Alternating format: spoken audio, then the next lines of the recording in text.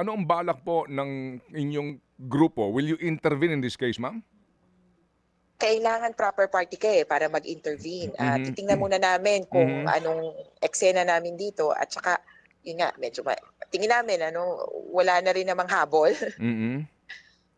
or mahihirapan na rin naman kung pagdating ng tamang panahon kasi kung ang TRO hintayin mo lang naman 'yan, Mhm. within actually 72 hours ang ano niyan, Mm, mm. window.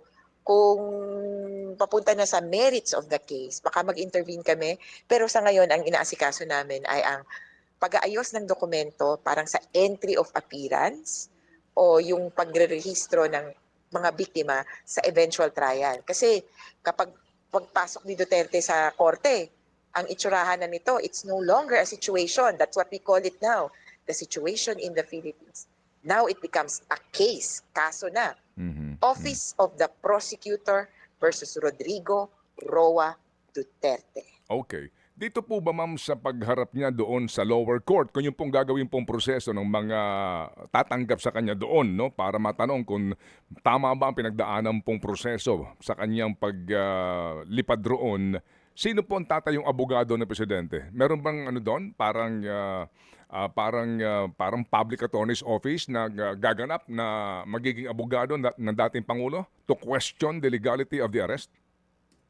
Posible kung ang kailangan lang naman ay may abogado ka na accredited or Mm, registered na mm, mm. puwedeng humarap dun sa korte. So kung Mhm. Court of Local, Competent Jurisdiction, kung Mm, sa Pilipinas, kahit sinong Pilipinong abogado. mm. Kung sa The Hague, sa the Netherlands yan ihaharap, sa isang Dutch lawyer. Mhm, Meron silang PAW at in fact bayad sa kanila ang free legal aid. mhm, mhm, Parang €10 per hour.